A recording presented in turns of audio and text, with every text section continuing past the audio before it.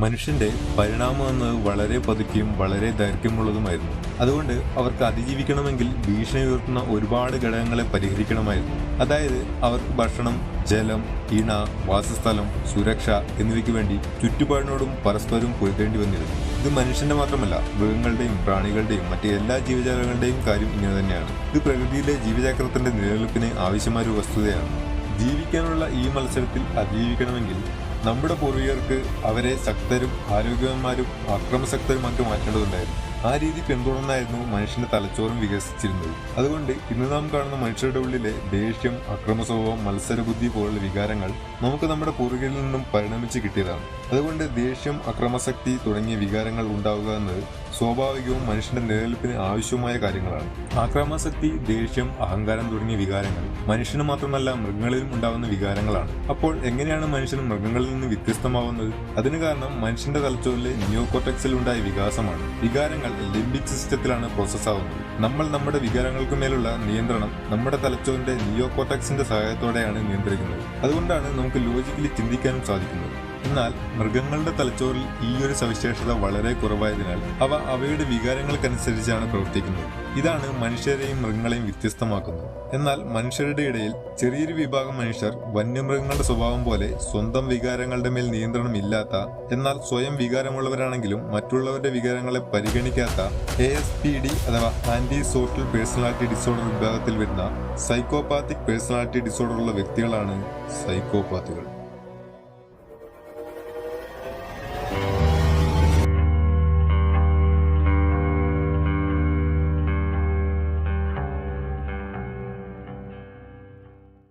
Psychopath എന്ന് പറയുമ്പോൾ പൊതുവെ അവരെ സീരിയൽ കില്ലേഴ്സ് ആയിട്ടാണ് തെറ്റിദ്ധരിക്കുന്നത്. അതായത് ഒന്നിലധികം വ്യക്തികളെ ഒന്നിനു ശേഷം മറ്റൊന്ന് എന്ന രീതിയിൽ മൃഗീയമായി കൊലപ്പെടുത്തുന്നതിലൂടെ ആനന്ദം അല്ലെങ്കിൽ തന്റെ ഉള്ളിലെ അമർഷത്തിന് ഒരു ആശ്വാസം കണ്ടെത്തുന്നവരെയാണ് പൊതുവെ സീരിയൽ കില്ലേഴ്സ് എന്ന് വിശേഷിപ്പിക്കുന്നത്. ഭൂരിഭാഗം സീരിയൽ കില്ലേഴ്സും സൈക്കോപാത്തുകളാണ്. എന്നാൽ എല്ലാ സൈക്കോപാത്തുകളും സീരിയൽ കില്ലേഴ്സ് അല്ല. അതായത് സൈക്കോപാത്തുകൾ എന്നാൽ മനോരോഗികളായ ഭീകര കുറ്റവാളികളാണ്, ഇവർ യാഥാർത്ഥ്യത്തിൽ നിന്നും വളരെ അകലെയാണ് എന്നൊക്കെയാണ് ഇവരെക്കുറിച്ച് പൊതുസമൂഹം ധരിച്ചിരിക്കുന്നത്. എന്നാൽ ഈ ധാരണ തെറ്റാണ്. ഇവരിൽ പലരും കൊടും കുറ്റവാളികൾ പോയിട്ട് കുറ്റവാളികൾ പോലും ആകണമെന്നില്ല. മിക്ക സൈക്കോപാത്തുകളും തികച്ചും യാഥാർത്ഥ്യ ബോധ്യമുള്ളവരും തങ്ങൾ ചെയ്യുന്ന പ്രവൃത്തികളെക്കുറിച്ച് നല്ല ബോധ്യമുള്ളവരുമാണ്. എന്നാൽ ഇവർ മറ്റുള്ളവരുടെ വികാരങ്ങളെ മാനിക്കുന്നില്ല എന്ന് മാത്രം.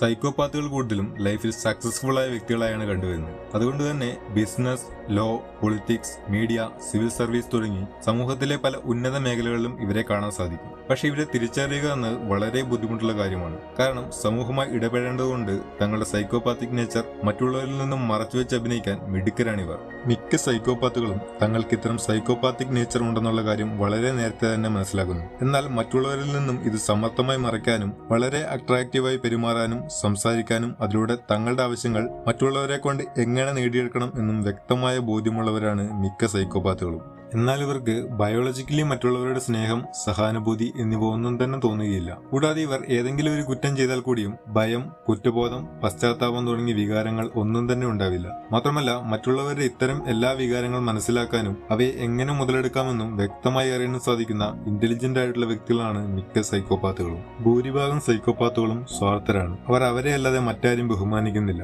അതുകൊണ്ട് തന്നെ മറ്റുള്ളവരുടെ മാനസികാവസ്ഥയെക്കുറിച്ചോ മറ്റുള്ളവർ താൻ മൂലം അനുഭവിക്കേണ്ടി വരുന്ന പ്രശ്നങ്ങളെക്കുറിച്ചോ യാതൊരു ആശങ്കയും പശ്ചാത്താപവും കൂടാതെ തന്റെ വ്യക്തിപരമായ നേട്ടത്തിന് മാത്രം പ്രാധാന്യം നൽകുന്നവരാണ് സൈക്കോപാത്തുകൾ. കൂടാതെ ഈ കൂട്ടർക്ക് പൊതുവെ ആത്മാരാധന അല്ലെങ്കിൽ തന്നെക്കുറിച്ചുള്ള മതിപ്പ് വളരെയധികം കൂടുതലാണ്. തങ്ങൾ എല്ലാവരെക്കാളും പ്രഗത്ഭരാണ്, തങ്ങളെ പറ്റിയായിരിക്കണം മറ്റുള്ളവർ എപ്പോഴും ചിന്തിക്കേണ്ടത് എന്നൊക്കെയുള്ള കാഴ്ചപ്പാടും ഇവരിൽ കണ്ടുവരുന്നു. സൈക്കോപാത്ത് ബിഹേവിയർ ജനറ്റിക്കലി ഉണ്ടാവാനുള്ള സാധ്യത മെയിൽ, ഫീമെയിൽ, ട്രാൻസ് തുടങ്ങി എല്ലാ ജെൻഡറിലുള്ള വ്യക്തികളിലും ഉണ്ട്.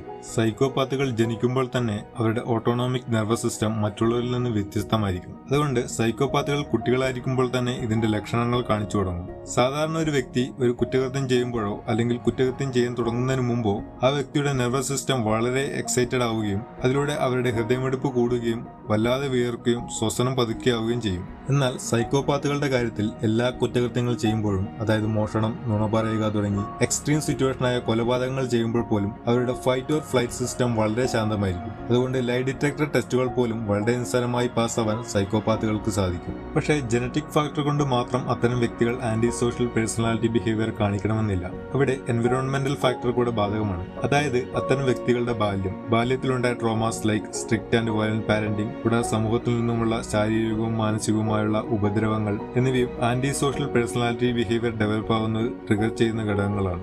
Biologically anti social personality disorder ഉണ്ടാവാനുള്ള ജനറ്റിക്സ് ഉണ്ടായിരുന്നിട്ടും അത്തരം വ്യക്തികളിൽ ജീവിത സാഹചര്യം നല്ലതായിരുന്നുകൊണ്ട് anti social personality behaviour develop ആകാതെ ഇരുന്നിട്ടുണ്ട് എന്ന് സൈക്കോപാത്തുകളിൽ നടത്തിയ പഠനങ്ങളിൽ കണ്ടെത്തിയിട്ടുണ്ട്.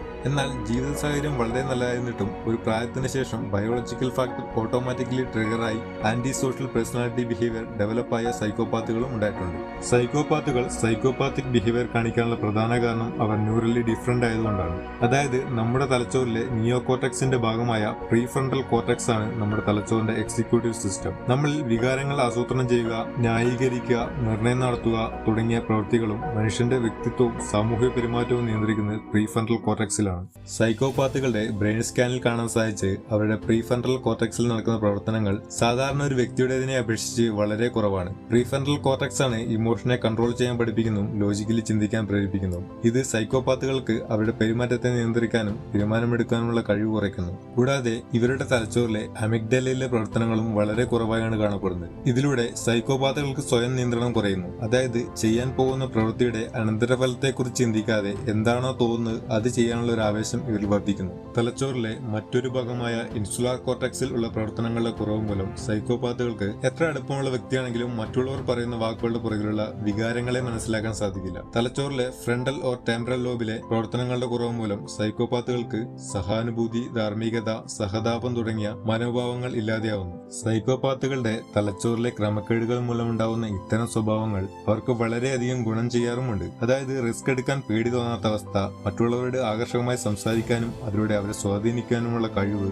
ചെയ്യുന്ന പ്രവൃത്തികളിൽ കുറ്റബോധമില്ലാത്ത അവസ്ഥ തുടങ്ങിയ ഘടകങ്ങൾ സൈക്കോപാത്തുകളെ മറ്റുള്ളവരെ അപേക്ഷിച്ച് തങ്ങളുടെ ജീവിതത്തിൽ മുന്നേറാനും വിജയിക്കാനും സഹായിക്കുന്നു. ഇങ്ങനെയാണെങ്കിലും എല്ലാ സൈക്കോപാത്തുകളും ക്രിമിനലുകളല്ല, മറിച്ച് അവരുടെ തലച്ചോറിലെ ചില ഭാഗങ്ങളുടെ പ്രവർത്തനം സാധാരണ ഒരു വ്യക്തിയുടെ തലച്ചോറിന്റെ പ്രവർത്തനമായി വ്യത്യസ്തമായതുകൊണ്ട് മാനസികമായി സ്വസ്ഥമായ വ്യക്തികളിലുള്ള ചില കഴിവുകൾ ഇവരിൽ ഇല്ലെന്ന് മാത്രം.